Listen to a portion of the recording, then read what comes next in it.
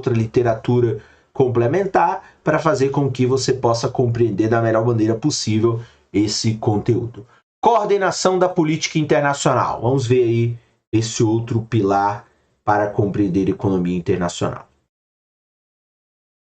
A economia internacional abrange as nações soberanas, cada qual livre para escolher suas próprias políticas econômicas. Isso é uma outra complexidade que a gente tem que entender e levar em consideração quando estuda a economia internacional. Cada país é soberano, cada país determina políticas econômicas do jeito que quer. Muda o presidente, muda as políticas. Cada país tem uma política ou pode criar políticas ou destruir políticas a depender da crise. Igual agora, guerra da Ucrânia. Cada país se comporta de maneira diferente. Não existe uma homogeneidade nos comportamentos. Infelizmente, em uma economia mundial integrada, as políticas econômicas de um país costumam afetar igualmente outros países. Por exemplo, quando o Banco Central Alemão aumentou as taxas de juros em 1990, um passo que ele tomou para controlar o possível impacto inflacionário da reunificação das Alemanhas Oriental e Ocidental ajudou a precipitar uma recessão no restante da Europa Ocidental. Aumentou a taxa de juros, você diminui a demanda agregada, você, portanto, causou uma recessão no restante da Europa Ocidental. Ou seja, uma decisão de uma política de taxa de juros em um país afeta outros países. Diferenças nas metas entre países frequentemente levam a conflitos de interesse. Mesmo quando os países têm metas similares, eles podem sofrer perdas se falharem em coordenar suas políticas.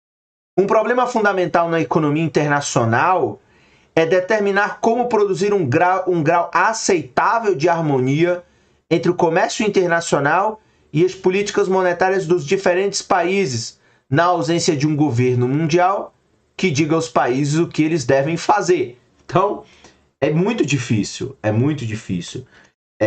você tem, e principalmente quando tem situações, então outro exemplo, na crise de 2008, cada país agiu de maneira diferente para lidar com a reação de uma crise financeira global. E claro, as suas decisões afetavam outros países, seja positivamente ou seja negativamente. Então, isso é bem... Não existe um grau de homogeneização na decisão, não existe um grau aceitável de harmonia entre os comércios internacionais e as políticas dos países.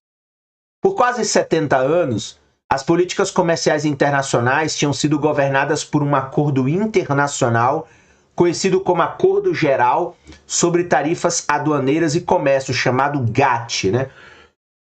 Do termo em inglês General Agreement on Tariffs and Trade. Então, seria um acordo que criava, né, digamos assim, regras sobre as tarifas aduaneiras e sobre o comércio para evitar que algum país, em alguma crise ou em algum momento, decidisse, por exemplo, explodir as suas tarifas para justamente fazer com que o mercado nacional não consumisse um determinado produto internacional ou fosse vítima de uma tarifa no caso das suas exportações. Desde 94, as regras comerciais elas têm sido aprovadas por uma organização internacional, que é a Organização Mundial do Comércio, a OMC, que a gente já falou, que pode dizer aos países, incluindo os Estados Unidos, que suas políticas violam acordos prévios.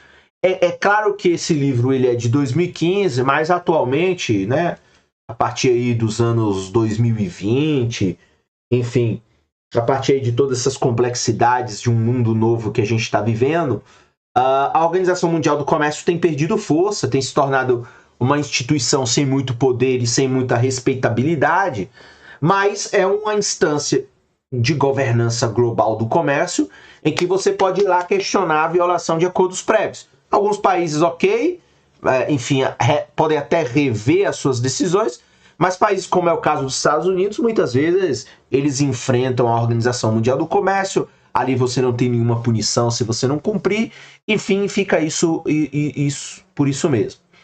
Nós discutiremos então a justificativa para esse sistema, lá no capítulo 9, e apuraremos se as regras do jogo para o comércio internacional na economia mundial podem ou devem sobreviver. Ou seja, aqui há um questionamento claro sobre essas regras de governança do comércio, e que é bem complexo no mundo onde cada um quer atingir os seus interesses, enfim. E aí você pega países como os Estados Unidos, que o que está em jogo é a hegemonia dele no mundo. Então, eles têm ambições geopolíticas, eles têm ambições militares, tem uma série de questões que não é só questão econômica. Embora a cooperação das políticas comerciais internacionais seja uma tradição bem estabelecida, a coordenação das políticas macroeconômicas internacionais é o tópico mais novo e mais incerto. Isso aqui eu não acredito que prospere no atual mundo, você ter políticas macroeconômicas, digamos assim, coordenadas, enfim, caminhando nos mesmos sentidos. Eu acho é um tópico novo de estudo e um tópico extremamente incerto, do qual eu não vejo muito futuro neste momento. Tentativas para formular princípios para a coordenação macroeconômica internacional datam de 1980 e 1990 e permanecem em controvérsia até hoje, ou seja, princípios para coordenar políticas macroeconômicas internacionais. Entretanto, tentativas de coordenação macroeconômica internacional estão ocorrendo com frequência crescente no mundo real. Então, as tentativas de você chegar a essa coordenação, elas estão ocorrendo com frequência no mundo real. Tanto a teoria da coordenação macroeconômica internacional quanto uma experiência em desenvolvimento são agora revisitadas lá no capítulo 19, que a gente verá